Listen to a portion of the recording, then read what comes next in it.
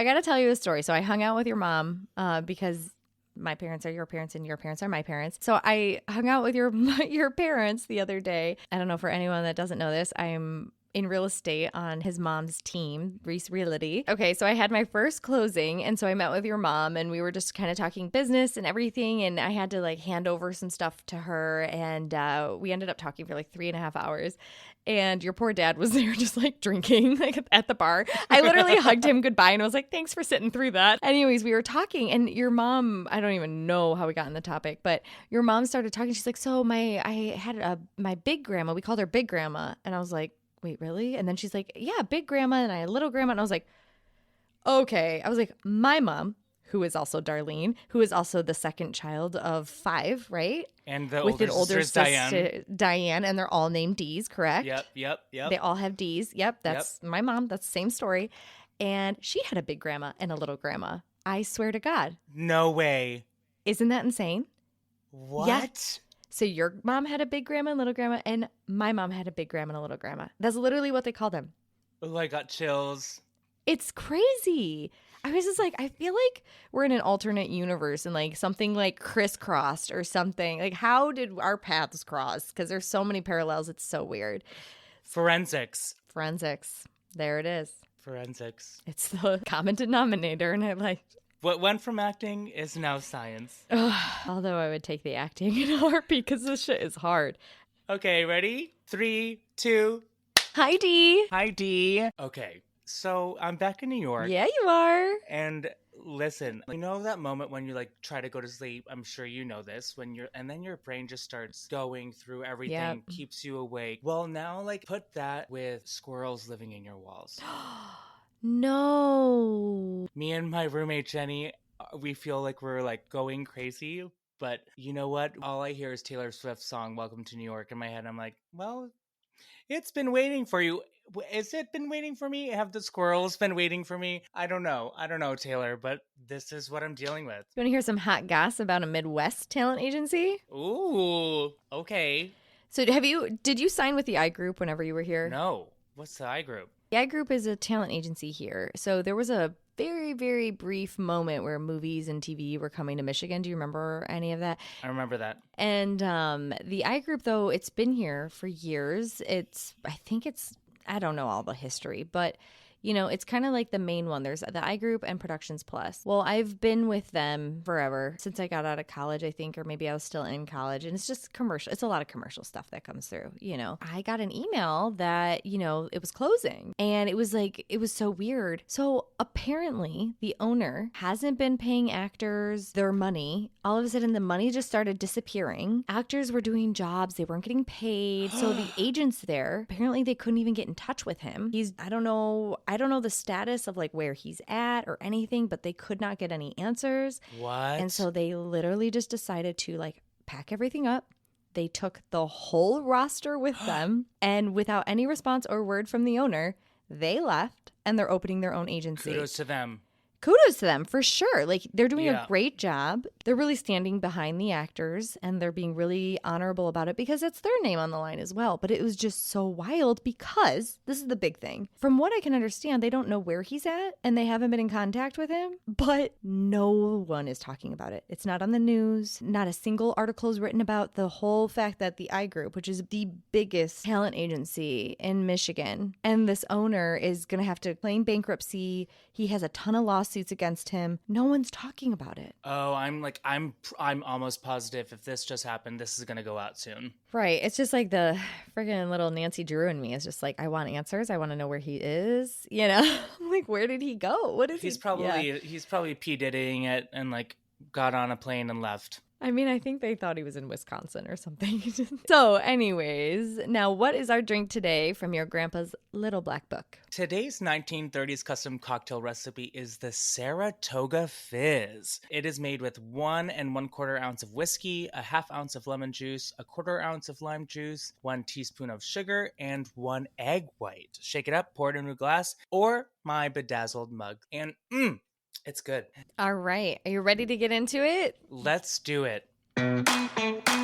Hi, everyone! Welcome to the Forensic Files Duo podcast, where we recap, review, and provide updates on the cases featured on the true crime TV show Forensic Files. I'm Drew, and I knew nothing about true crime until we started this podcast. I'm Danielle, and I consume way too much true crime content for it to be healthy, so at least now I'm doing something productive with that information, just swimming around in my brain. And that something is teaching about all the ways in which real people are monsters in real life, when I was just fine in my naive bubble, only being scared of dolls named Annabelle or Samara crawling out of my TV screen.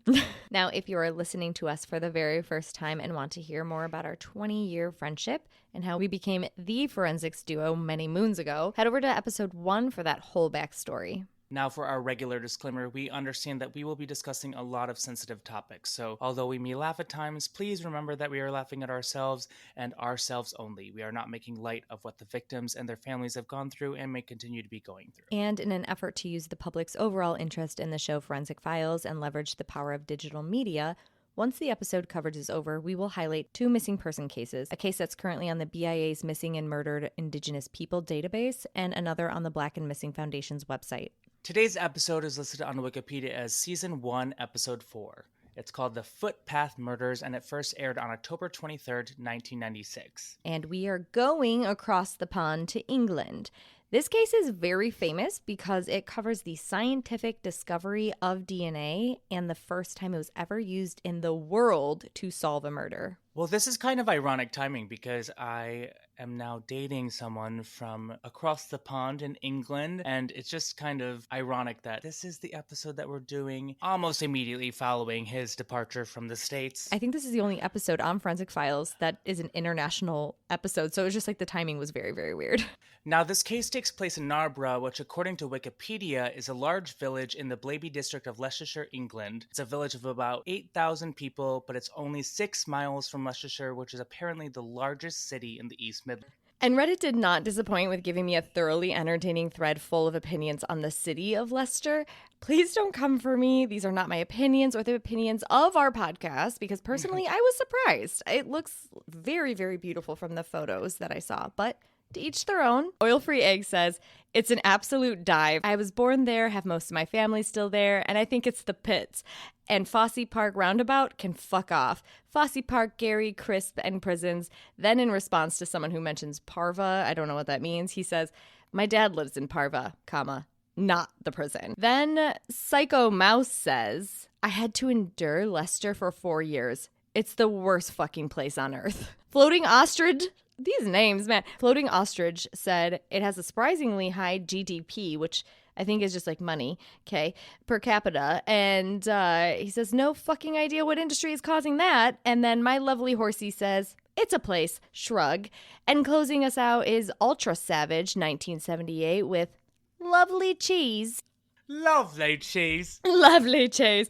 I mean, all the other places, like, it's the worst fucking place on earth. And then I'm like, but the cheese, though. Well, Lester, I hope to try your cheese very soon. Now this episode opens up with a reenactment scene made just for me. It's black and white. It's grainy.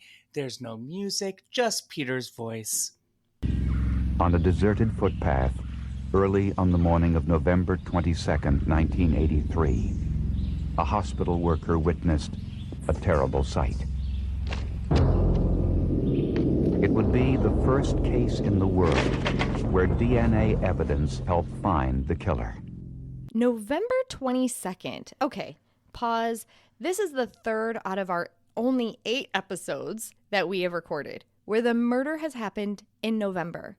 Episode 1. I didn't realize that. Yeah. Episode 1, Hella Crafts. Remember, she was murdered on November 19th, which is also the same day we ironically and unintentionally recorded our first episode of this whole entire podcast. And then last episode, Lonnie Turner Sr. was technically murdered on Halloween, which is also the day we decided to even make this podcast. But everything that happened, he was found and all of those things, those occurred on November 1st. And now this case is covering sweet Lynda Mann, who was found murdered on, unfortunately, November 22nd. I know. It sticks out because I have so many things that happen in November, like birthdays. So when I hear like Blake's birthday is November 21st. So it's like when I hear that, it's like, it's been like ding, ding, ding. So that's why I noticed it. I will never get over how strange it was to realize that we started this podcast with Hellicraft's Forensic Files episode on the 37th anniversary of her disappearance. Anyways, there's a lot of reenactment footage in this episode. I kept thinking we were further back in time than 1983 because of how much this episode has that sepia/black and white filter, and also like the costuming that was in this reenactment was like, I didn't know if I was watching Downton Abbey or Forensic Files. I agree. I completely agree. I felt that way too. But so we do hear that Nabra isn't the place that anyone would, of course, expect to find a dead body. It is something you expect to happen in a city, not in a small village community. I'm not sure why they're acting like they're not super close to a pretty large city. Like, my elementary school was further away from my house than Narborough was to Leicester. Yeah, I know. And comments like this, they just pop up throughout the entire episode. No one ever expects it to happen in your city. But if true crime stories have taught us anything, it's that very scary things can happen anywhere. I lived in Koreatown in Los Angeles, and a lot of crazy stuff went down while I lived in the city, but I never saw anyone dead from being shot until I lived in straight up suburbia in a neighborhood that was 30 miles north of Atlanta. That neighborhood looked like it was like a set out of Pleasantville. What? Yeah. Why didn't you tell me this? How about I talk about it at the end of the episode? Okay, fine. But you have to tell me about it because I'm stressing out. I will. Yeah, it was really intense, but I won't drag this section out any longer because it's time to talk about who Lynda Mann was. Okay, so we meet 15-year-old Lynda Mann. We get a super generic description of her. Quiet but popular, liked school, enjoyed being with friends. So here's a little bit more color to who she really was.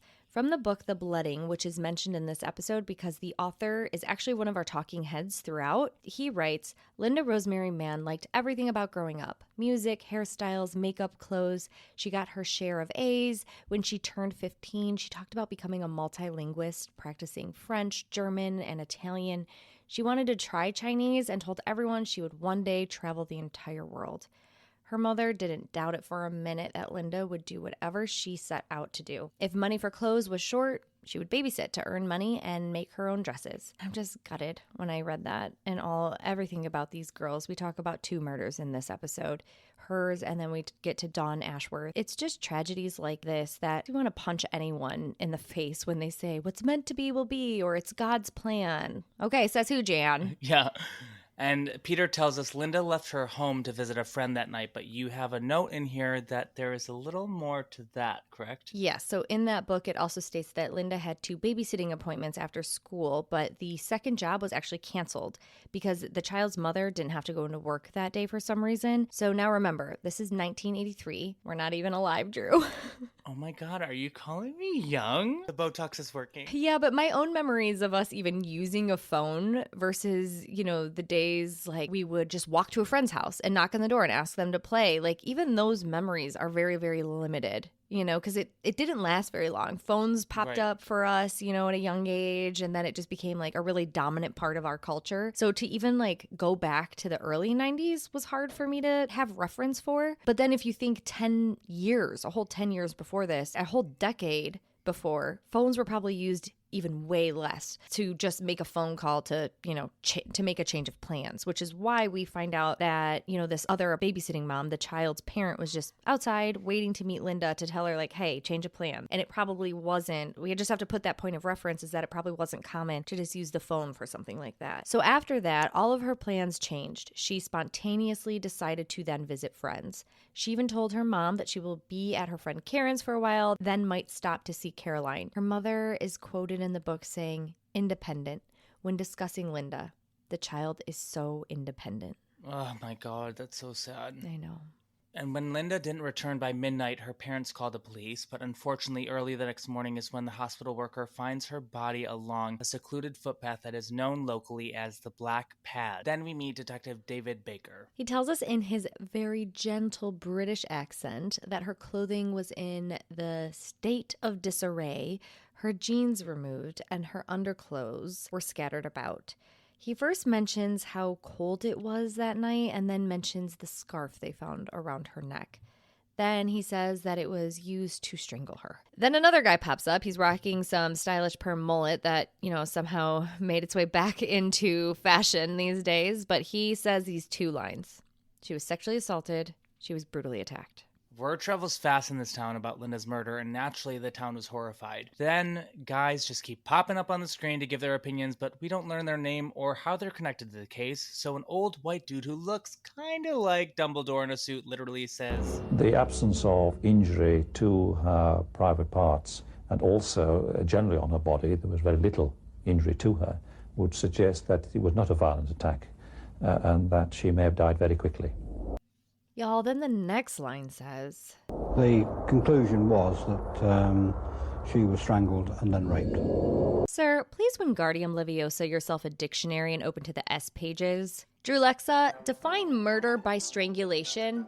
assault, strangulation, to compress a person's neck, thereby obstructing the person's blood flow or ability to breathe, or doing so with the intent to obstruct the person's blood flow or ability to breathe. Drew Lexa, is strangling someone violent?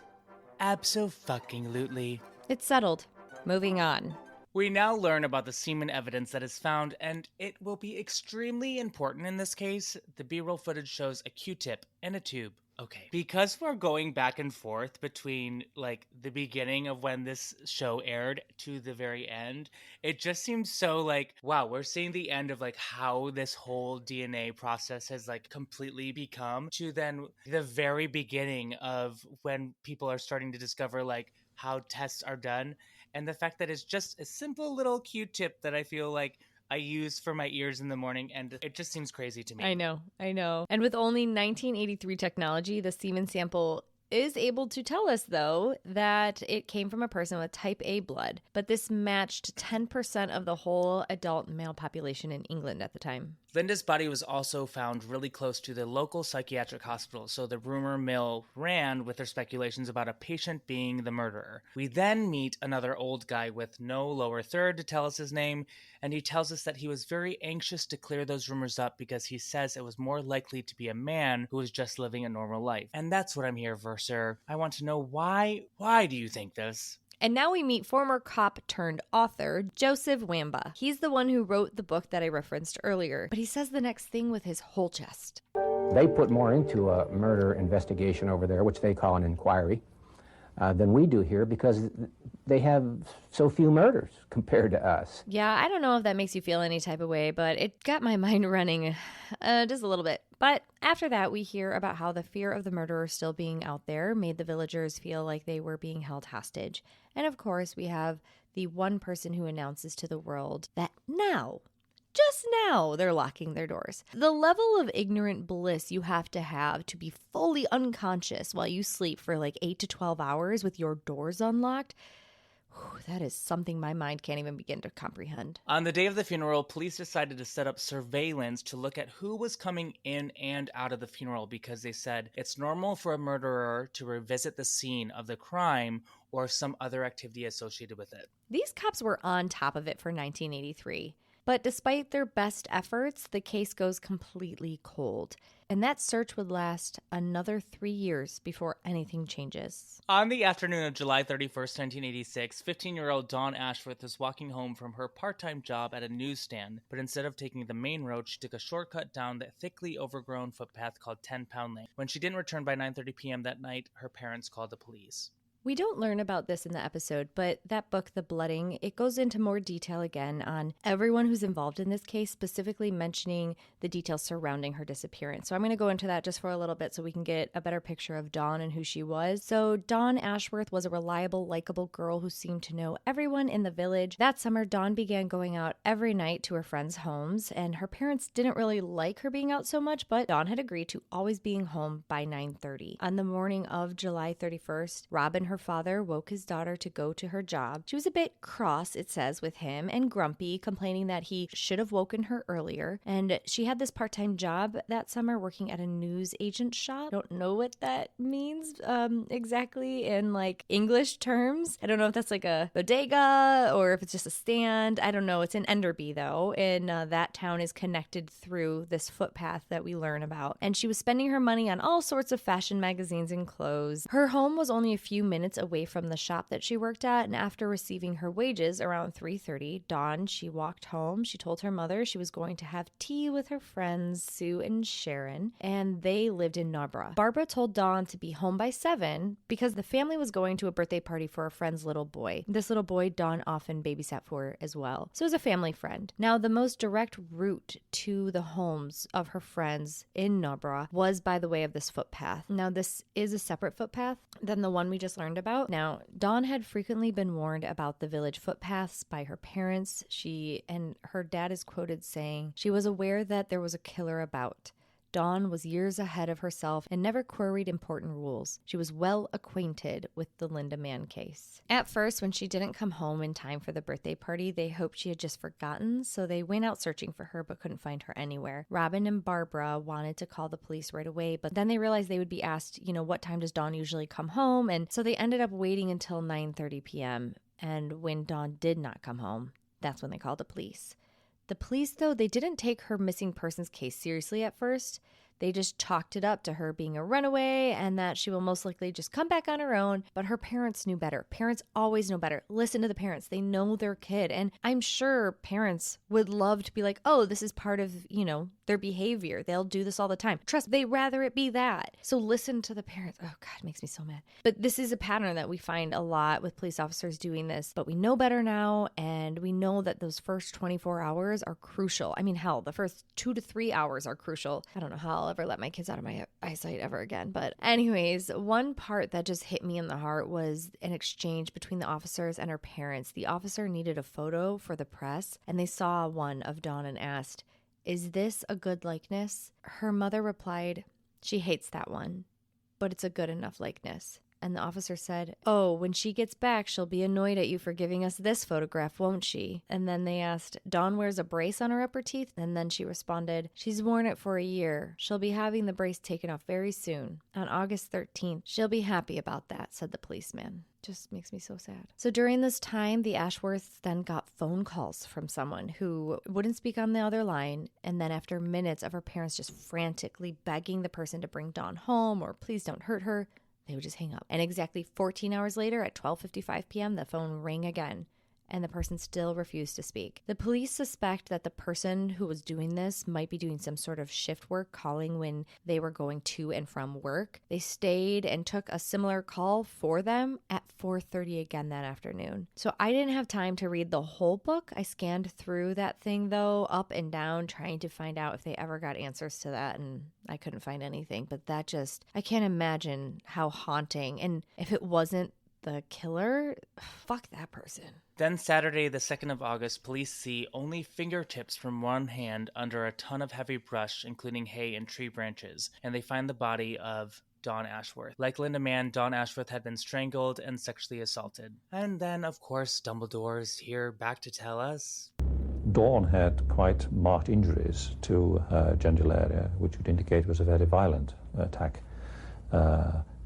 And her injuries elsewhere in the body would also indicate that she had suffered violent injury, therefore she'd been attacked violently, which would indicate that she had put up a fair struggle before she died. Again, they collect semen samples, and they are able to match the blood type to the sample collected from Lynda's body.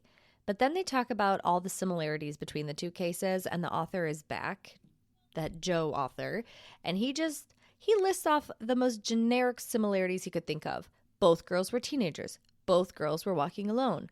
Both girls were girls. And he does this shrug like, I don't know. Well, Joe, you literally wrote the book on it, so you should. Then cut right to no bullshit Bobby. Both manually strangled. Both severely sexually assaulted. Both came from the same locality. They were both found in similar circumstances. And both girls attended the same school. Okay, then our mullet man is back, and did you hear what this man says about the community after the second murder? Well, after the second murder, fear really took over. I mean, fear essentially grabbed them by the throat and squeezed the life out of them. 2 young girls have been killed. Families didn't know who was going to be next. You can literally see this man take a millisecond to think, just a millisecond, to think of that line, then deliver it, and with the smuggest look on his face, you can tell he's just like, You see what I did there? What the fuck? I mean, come on. Do we really need that analogy for this right now? Come on, Mullet Man, be better. Then we hear that girls were told to travel in groups, never walk alone, as if that hasn't been what it's been like to exist as a woman in the world since the beginning of time. Now police launch an extensive investigation, and within a week, they actually got a break. Witnesses saw a young man in the vicinity of 10 Pound Lane on the afternoon of Dawn Ashworth's death, who we find out was 17-year-old Richard Buckland, who was, in my opinion, does not look 17. Like, he looks a lot older. When I found out he was 17, I was like, okay, I don't fully believe that, but here we are. We find out that Richard was a kitchen worker at the psychiatric hospital located just a few hundred yards from where both Lynda and Dawn had been murdered. Police bring Richard in for questioning, and he quickly became their prime suspect because he actually knew details of the murder which were not in the newspapers. And once he was questioned, he could not account for his movements on that afternoon. Hello, Richard is definitely the killer. Yeah, I think you're right on this one because the episode brushes over this man way too lightly. And everything you even see in the news, like articles I could find, a lot of them just mention his learning difficulties. And listen, I have no doubt about that. But going back to that book, there are details about Richard Buckland that tell us that he was not just scaring girls like they reference in the episode of that, oh, he liked to scare girls around town. No.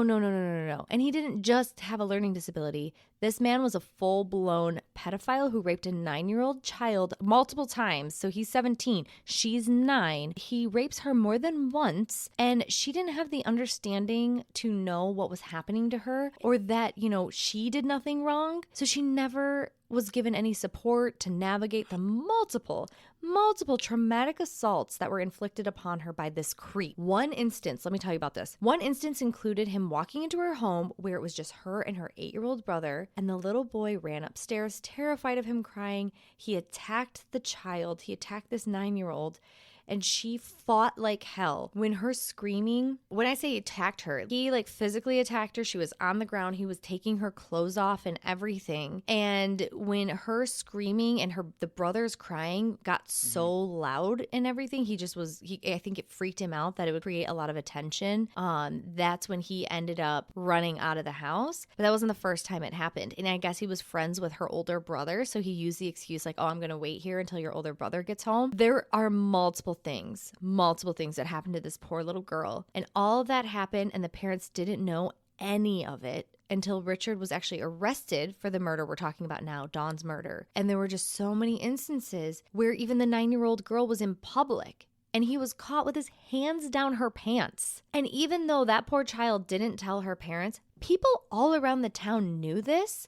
And they knew it was a thing that you could expect from Richard. All of that leads me here to say a very quick and possibly the only true crime class of this episode. And that is the reason we now teach our children anatomically correct terms for their body is because you can't prosecute a predator if the victim doesn't use legal terms for where and how they were assaulted. So this child, for example, that Richard raped, she used terms like put his finger in me money box and things like that. And that right there tells you a lot about where her only information about anatomy knowledge and sexual knowledge or anything like that, body boundaries, where that knowledge is coming from. And it's not coming from a trusted adult who is there to protect her. So there is the core reason of why it is so important to teach your children anatomically correct terms about their body boundaries, and things of what is not okay, and make sure that you are always in control of your reactions to when they tell you big things so that they feel safe coming to you to tell you those big things, because that is just so sad. It's so, that part of the book just, ugh.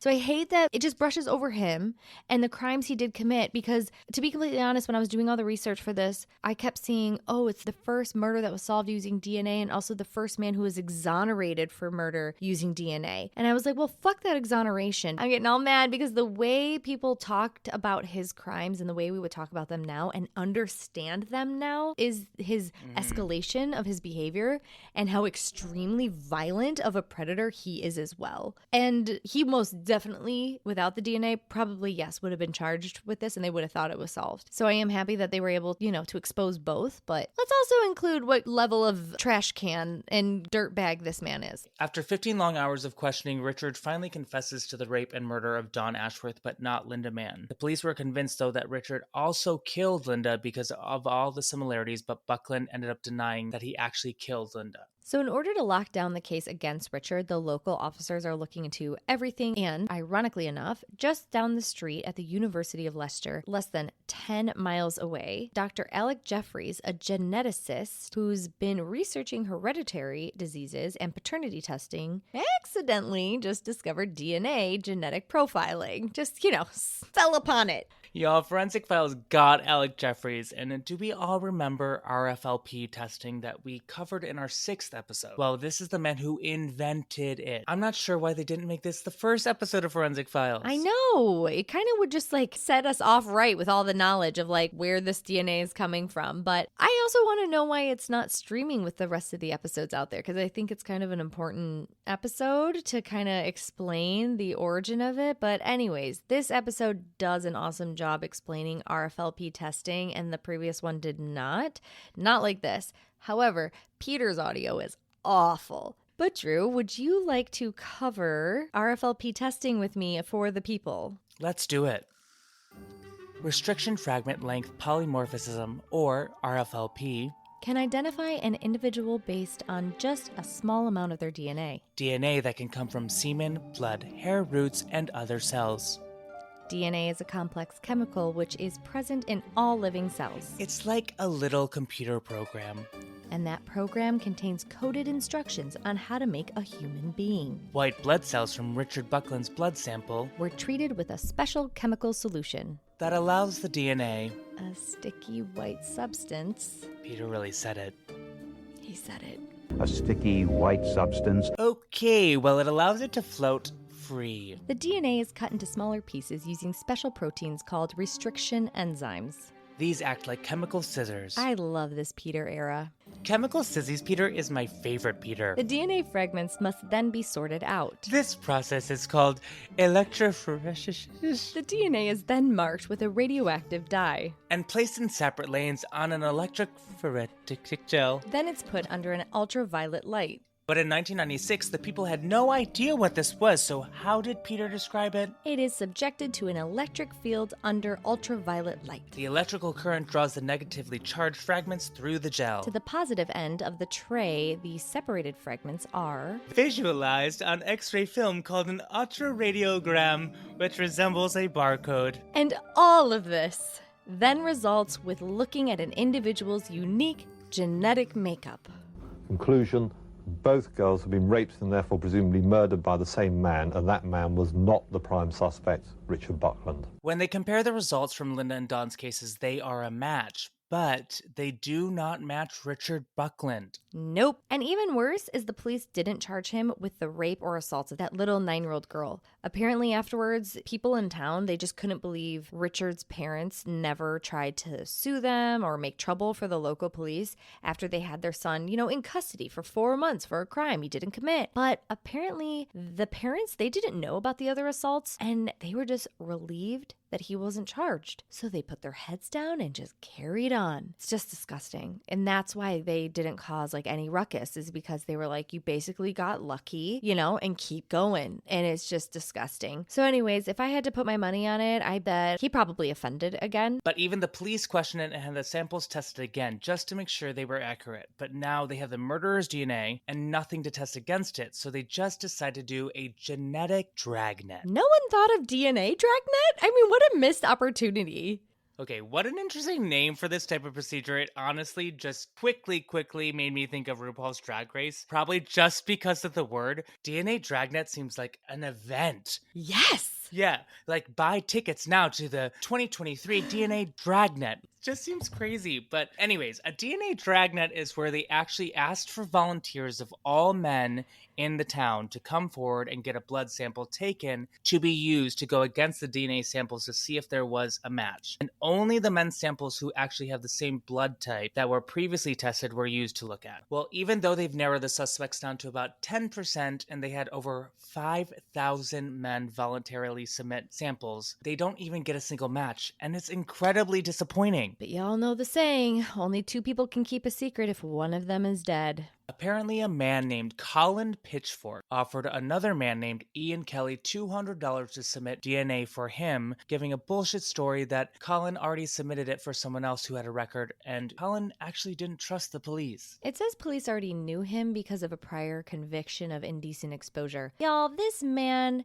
raped a 16-year-old in a field in 1979 and another one between the murders of Lynda and Dawn. It is appalling how these violent crimes are just brushed away and diminished, and we wonder why violence against women is such a chronic problem. The indecent exposure charge happened when he was 14 and flashing teenage girls. So much more is missing between the first charge and the murder of Lynda and Dawn. Colin pulled off some old school shit to swap out his ID photo for Ian. They went to a photo booth to get their passport photos taken. Do we all remember photo booth? Like the OG photo booths. Oh, I love a good photo booth I photo do shoot. too. Oh, I remember getting all ready for the movies just to get those friggin' Oh my gosh, photos. with the popcorn and everything. But Colin just managed to get Ian's photo in there, and the police didn't even look any further into it. So a whole year after Dawn's murder, when Ian starts blabbing his mouth, they finally have an answer as to why that silly DNA RuPaul's Dragnet didn't produce any suspects. A young woman who is the hero of this story overheard that conversation at the pub, and she is me and I am her, and you better believe she called up that murder tip line and led them straight to Colin Pitchfork. He also worked at the bakery, but Ian Kelly didn't live in the area, so his name wasn't on the list of local men they were requesting samples from. So Colin made up a lie, told him he already submitted DNA for the other person, but who cares? It doesn't matter. Nope, does not matter. I don't care what his excuse was. Doesn't matter. Once they found Colin and told him, hey, we know about the plan that you orchestrated, that gave them enough probable cause to just get a search warrant for his DNA. And apparently Colin had been keeping up with the news about the advances in technology, so he understood what they were saying about the fact that, like, they're going to get my DNA no matter what I do. And he did believe that at the time that DNA profiling was as good as it gets and that they were going to catch him. So he gave it up and he confessed. He was only 27 years old, but married and had 2 kids. And get this, no one in his family had a single clue. They were all shocked. But personally, I don't believe that for a second. And I'm not saying that they knew he was a serial killer, but if that show, Evil Lives Here, taught me anything, families of predators, they are usually victims of them as well, just in different ways. And I dug and dug and dug for more information about his family, but no one talked to the press. So I do feel like they just put some generic statement out there about how, like, oh, the family didn't know, they were all so surprised, which of course, like, you find out they're a serial killer, yeah, everyone's gonna be shocked, and that's completely traumatizing, and it's a completely traumatic event in your life. But his ex-wife is quoted once in The Sun, and she says, I've never spoken about it in 33 years because whatever I say would be glorified, and I'm not going to change my mind now. It would serve no purpose. I don't really know what she means about, like, I'm not going to change my mind, but she does describe Pitchfork as a monster. This predator murdered Lynda while his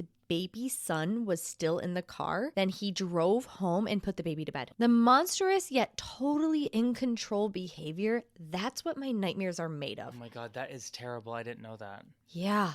His baby God. son was in the car while he was murdering her. Ugh, it makes me feel weird. Which also, though, I just thought of this. Hold on, I just thought of this. Her being a babysitter, that could have been so disarming to see a man with his baby. Yeah. Oh. Yeah. Oh, that just made me sick. Oh my god. On January 22nd, 1988, Colin Pitchfork became the first person ever to be convicted in a murder case solved by DNA profiling and was sentenced to life in prison. And for his part, Ian Kelly was convicted of conspiracy to pervert justice and sentenced to an 18-month prison sentence, which actually was suspended and he never served a day. Now we get multiple sound bites of all those old dudes that were just talking heads on this case, and we don't know any of their names besides that author, and I guess Dumbledore. But everyone is just building up Alec Jeffreys, and rightfully so. You know, that man has seriously impacted just bringing justice to so many people. And you know what? I think it kind of hurt Author Joe, because then Author Joe says, people will be talking about this case 100 years from now, not because of my book, but because of Alec Jeffreys' discovery. Seriously, like this guy, I feel like this author is delusional. Like he wants to take the credit for all of this, but he knows that like it's not him, it's Alex Jeffreys. people will be talking about this case for 100 years. Not because of my book, but because of Alec Jeffreys' discovery. In 1994, Alex Jeffreys was knighted by Her Majesty Queen Elizabeth II of England for services to science and technology. Yay, Alex Jeffreys! Now, is it any time for updates? Okay, yes. I don't want to give this man any more attention, but I do think it's important for people to know just how important the parole process is.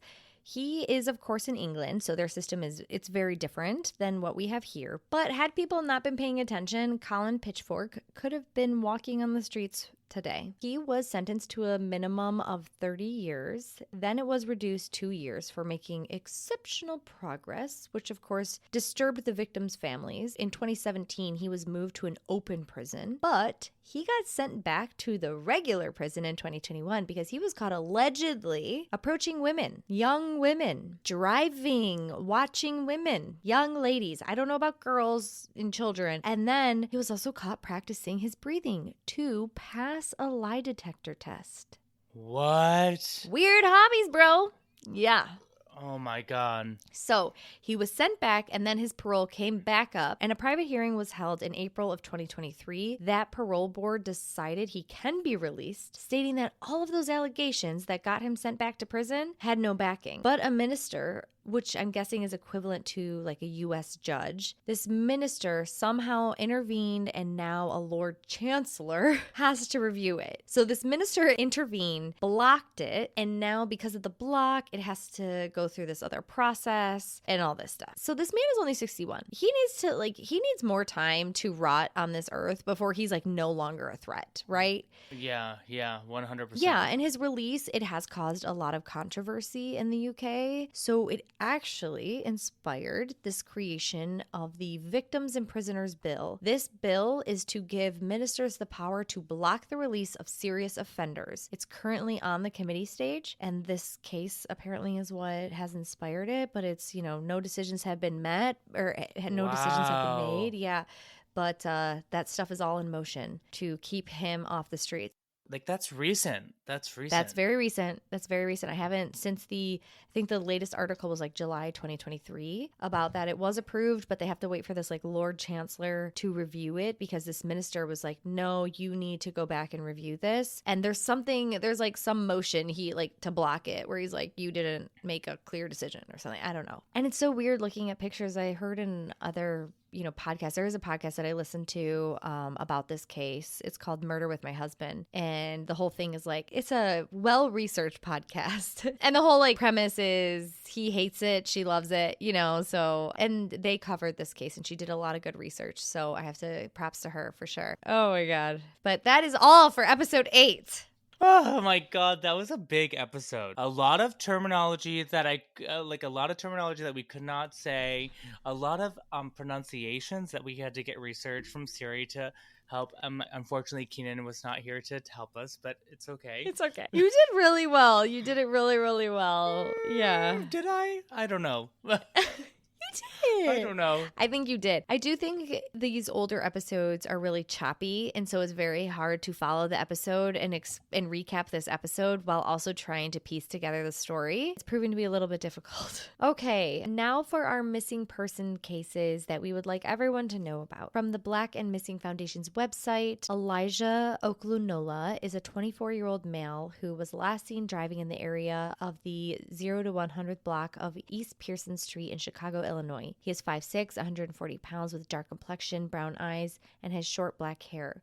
The circumstances of his disappearance are unknown, but he was last seen wearing a thin black jacket, blue jeans, and black and white gym shoes. If you have any information on Elijah's whereabouts or anything involving this case, you are asked to call the Chicago Police Department at 312-747-8274. You can also submit information to the Black and Missing Foundation's tip line at blackandmissinginc.com/tipline.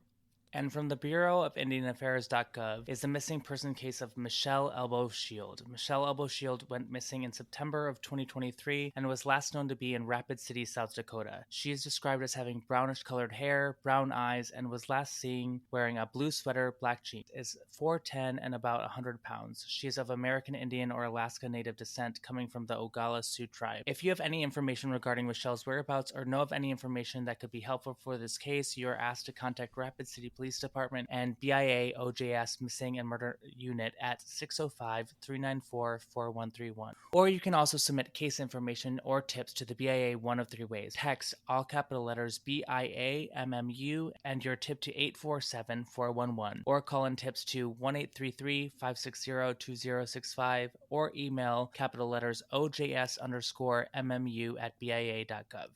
We will also post the case information on our Instagram at Forensic Files Podcast. But first, please go and follow at Black and Missing FDN and at MMI Who Is Missing. Thank you. Episode 8. Sorry it was extremely late. Oh, sorry, you guys. Sorry, we are dealing with life. We are dealing with squirrels. We are dealing with dogs with UTIs. Dogs. I didn't even know. We are dealing with it all, and we are sorry. We are sorry, but we are going to be on it. We are. You know what, you guys? We are collaborating and coming up with ideas to just get more content out there and more storytelling between Drew and I of sharing these stories. It's something that we really are passionate about, and we also love working together on these things. So we are talking about launching a Patreon for bonus content, even though we can't get our regular content together. Listen, we have a plan. We have a plan. I promise we have a plan. We have a plan. This is a learning journey for the both of us. But yeah, so stay tuned for more on that. We're gonna keep going, and we can't talk about it yet, but we're so excited about like the ideas of it and what's to come. I'm so thankful for all of you, for the ones that have listened and download. Please share and with your friends and everything. We are those like small content creators that, you know, we're just doing it ourselves. We don't have like that big network behind us, but we are trying our best to, you know, get these stories out there with, you know, a new energy behind them and updates and lessons. And thank you so much for understanding our little bit of a late break, but it's going to be so worth it. Okay, wait, but can you tell me the story about someone being shot dead? Okay, yeah. So it was a domestic dispute. The wife shot her husband in self-defense because he was trying to actually break into the home the night before their court date for a divorce. What? And so we lived in this town 30 miles north of Atlanta, so very removed from the hustle bustle of the city. It's straight up suburbia, looks like Pleasantville. And it was actually the day after Thanksgiving because Blake and I had gotten back from Thanksgiving. He realized he had forgotten something in my car. And so he ran outside to go get it. And while he was coming back inside, the neighbor's friend, and he had known her, he had lived there for a while now, he knew her. She approached him and was like, hey, if you see the neighbor, can you call the police? You know, we got a restraining order against him.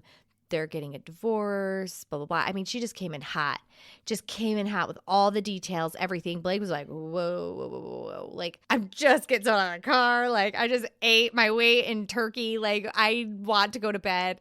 And it was so weird. It was so weird, you know, to have to have like only like neighbor pleasantries with someone and like see their friends at like random times, and to recognize them versus like get dumped all this information is very, very different. He had no idea, and he's like, okay, like, and all due respect, like, I have no idea what's going on. And he even said, he's like, if she wants to come and talk to me and tell me, I'm open to have that conversation, but, you know, I'm not just gonna involve myself and call the police. Like, I don't know what's going on. The next day, I'm supposed to meet for the first time my sister-in-law, Oh my and we were having them over for dinner. And I remember I was downstairs in the kitchen. I had baked a pie. You baked a pie? Yes, I bake a very good apple pie. Oh my God, you make a pie?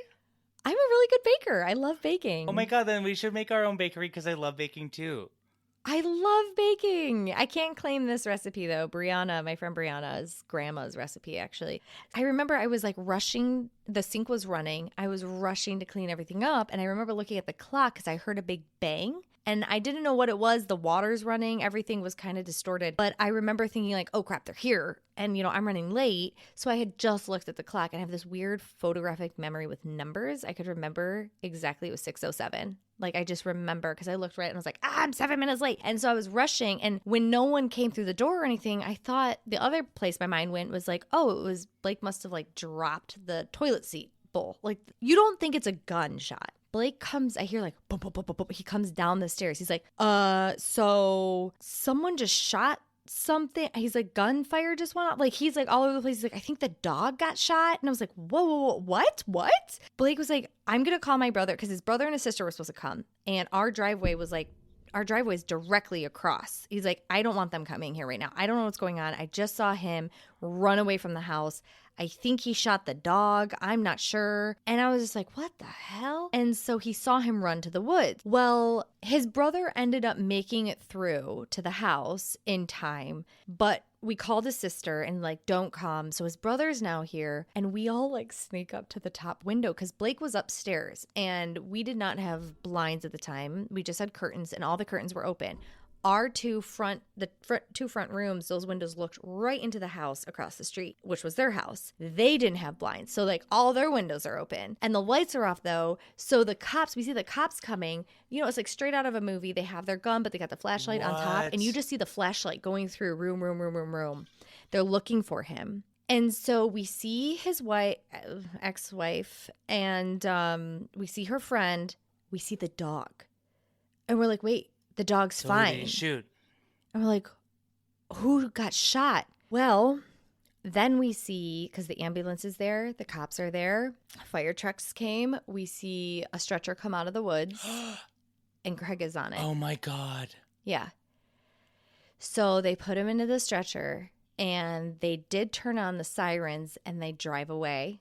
CSI comes, no joke. CSI is like, full blown on the back of their coats. They're putting up the little number. No way. Like, I swear to God, I probably still have photos because I just couldn't believe it. I was like, what? I was like sending it to my mom, right? I was like, this is literally happening right now. What happened is I remember seeing the stretcher come out of the woods and I saw Craig's arm fall off the stretcher and they lifted it back up and put it on him. And I said to Blake and Troy, I was like, he's dead. That does not look like he's alive. But then they turn on the siren and we're like, oh, well then maybe he is alive, and right. They were supposed to get a divorce the next day. And they did take her to the police station. They didn't put her in handcuffs or anything. They took both of them in the back of the car and they drove off. So we did not know what was going on, like at all. Turns out he was dead. They turned on the siren, so the people like me peering over my windowsill, wouldn't just start like the whole rumor mill of like, he's dead, it was just, so I guess that's a thing that ambulances will do for like 30 seconds until they're out of the area, is they'll turn on the siren while they drive away so that you don't know if they're dead or So alive. she killed her husband? So what happened is she did have a TPO order, temporary protective order against him. This man parked down the street. So it was a very small community. And then there was like a short little driveway into our neighborhood. And then there was another street. It dead ended over here. So he parked his truck down here, walked through the woods, tried breaking into the house the night before they were supposed to get a divorce. Who knows what he planned on doing? I have no idea. You could speculate for days. I don't know if it was to be violent or to get stuff. I don't know. But she had a TPO order for a reason, right?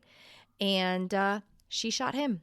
And what Blake saw, because he was upstairs, he looked up, seeing this commotion happen between them right outside our windows. And what he saw was Craig get shot, kind of crunch over and run off to the woods. Blake was the last person to see him alive.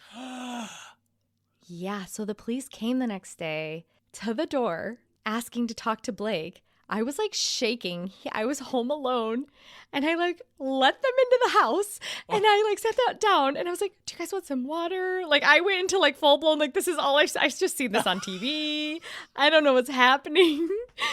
Yeah, full blown like the movies. So what TV. happened?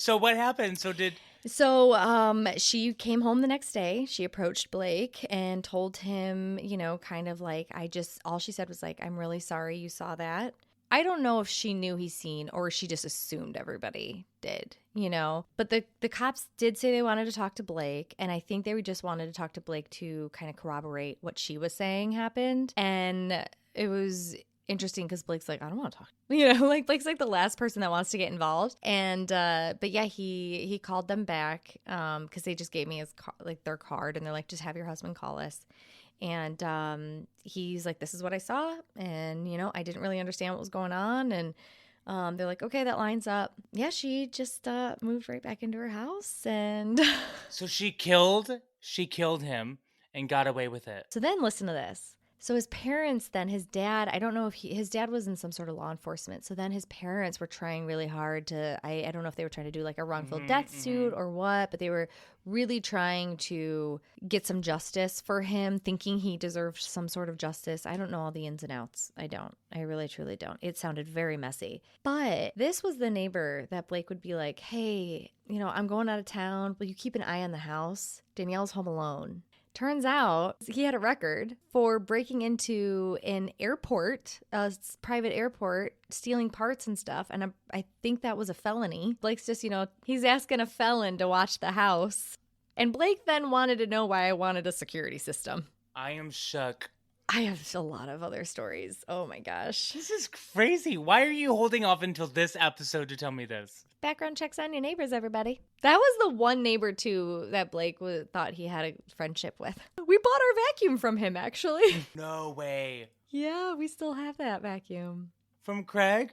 It's a really good fucking vacuum. Is it a Dyson? It is. Don't throw out a Dyson. Never. Never. I need some sage now. I need to like clear the energy. This aura needs to find a new home. But okay, our next episode is episode 19 from season 14. It is called Skeleton Key. Oh my god. This is one of my favorite movies. There's a movie? Oh my god, you have to watch it. It's called The Skeleton Key. It is one of my favorite scary movies. You know what's funny is I always think that you hear these titles and you're just like, I'm so excited because you're anticipating a horror film. Yes, and about ghosts. Like, not about murder. Well, no, some of them are about murders. I mean, like, this last one was the Footpath Murders. Like that sounded really interesting to me because it sounds like a scary movie where someone walks down a path. But that's what I mean. Exactly. You're like projecting, you're like thinking of a scary movie and Well, there is actually a scary movie called The Skeleton Key. But now there actually is a skeleton. Yeah, now there actually is a movie and now it makes sense of like, when you hear these titles. And you must watch it.